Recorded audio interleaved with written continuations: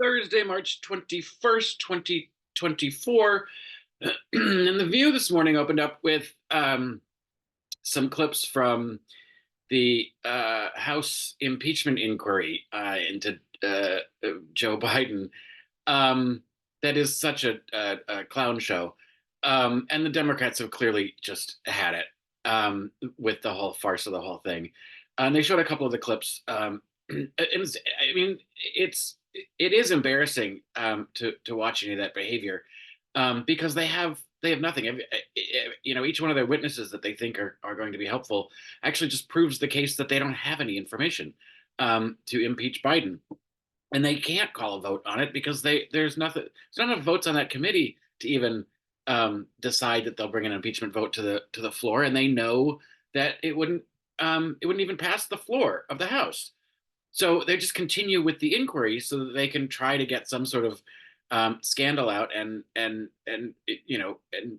say on Fox News, "Hey, we're impeaching Joe Biden," and it's enough for those idiots to be like, "Oh, he must have been impeached then. He's clearly a criminal." But I wish they'd shown some of the testimony from Lev Parnas, who was the guy who was running around Eastern Europe trying to dig up dirt on the Bidens, and I mean, he's got zero fucks to give. He's just like, Rudy Giuliani knew what I was doing. Donald Trump knew what I was doing. I was tasked with trying to find information, and if I couldn't find it, to drum up someone who would testify or somehow corroborate some sort of illegal act from the Bidens. He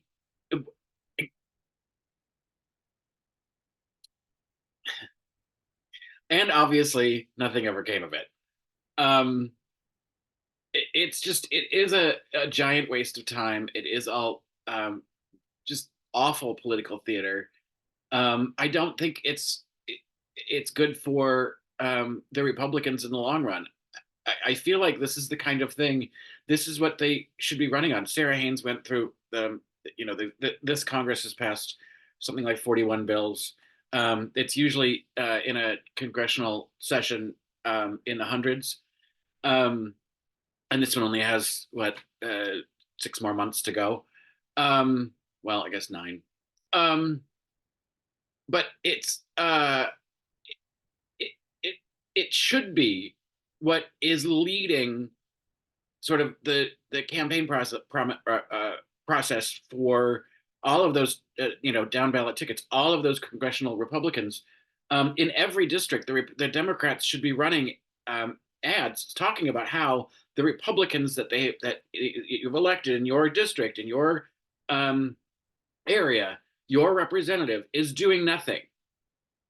They're not fighting uh, to to make abortion safe and legal. They're never going to do that. In fact, they're going to try to limit your access. They have done nothing to help anyone. They haven't provided. Um, they can't even provide government funding on a long-term basis. We are again at another funding bill. If they don't pass it by Friday tomorrow, then there could be a partial shutdown again. And this is like the fifth or sixth one since January. This is a standard process of we just sort of pass funding for the year, and they can't fucking do it. And even this proposal will only fund it through September, so that we get into the fall, and then we'll have another crisis in the House, which I'm hoping the Democrats can capitalize on that and market the shit out of the fact that the Republicans aren't doing anything to help you.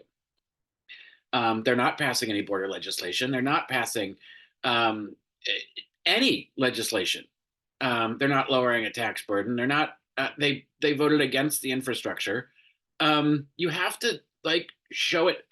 I've said this for years. If you highlight what people are actually doing, what their votes have been, it will demonstrate to people what their Congress people are actually doing.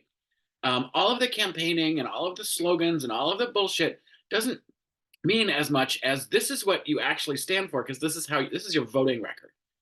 Um, and things like saying voted with Trump 90% of the time isn't helpful. That doesn't matter. you have to talk about what you're actually voting on, what those bills represent, the fact that they wouldn't put in profit caps, they passed the facts that they wouldn't, help uh, expedite a baby formula when we had a shortage. Like all of the things that the Republicans have prevented from happening, and the things that they're actively trying to do. That Mike Johnson is signaling a cut to Social Security. Hammer that fucking message home. And I get it; it's still too early for those races. There's still primaries going on. You noticed we no longer talk about the primary races. We had Super Tuesday. We know who the candidates are, and now we're not talking about the primaries in all the individual states, which fucking matter. And that's where you get your candidates. So, the primary system really screws us over in a lot of states that go later in the process because by then people don't care. They're not going to go and vote because it doesn't matter. They're not voting for the presidential candidate anymore, and they don't realize how important it is for you to go and vote for in the primary for your representatives. Um, that's it. Really frustrates me how it all gets focused on just the one thing. Um, Even fucking Liz Cheney said, if the Democrats don't win the House, what's the fucking point? So we need to be focused on those races. Um, and I know it's still early to do that, but Jesus, I just don't think it would hurt to have that message be continually, remind voters over and over again what your Republican representatives are not doing.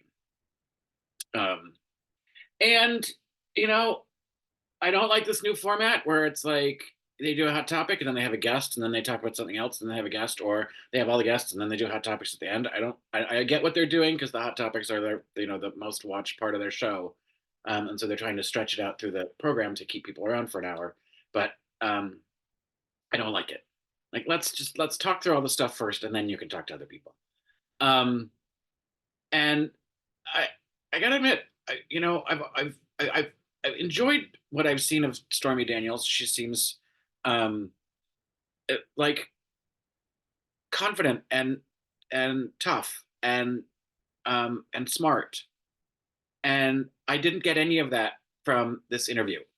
Um, I got like kind of trashy, um, victimy. I didn't like this at all. I thought this was a terrible uh, PR uh, um, event for her, just because I it did make her look kind of whiny um, and really trashy, which was just weird. I was like, I thought you were a little more put together than this.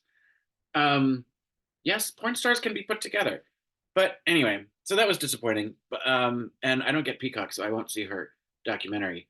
But speaking of documentaries, where the hell is George Clooney's documentary on the Ohio State wrestling team that would expose Jim Jordan for letting the coaches abuse the players? Because that would be helpful. Speaking of Jim Jordan, who is co-chairing the impeachment inquiry, he also ignored a subpoena for the January 6th committee. Why isn't he in jail like Peter Navarro? I don't understand.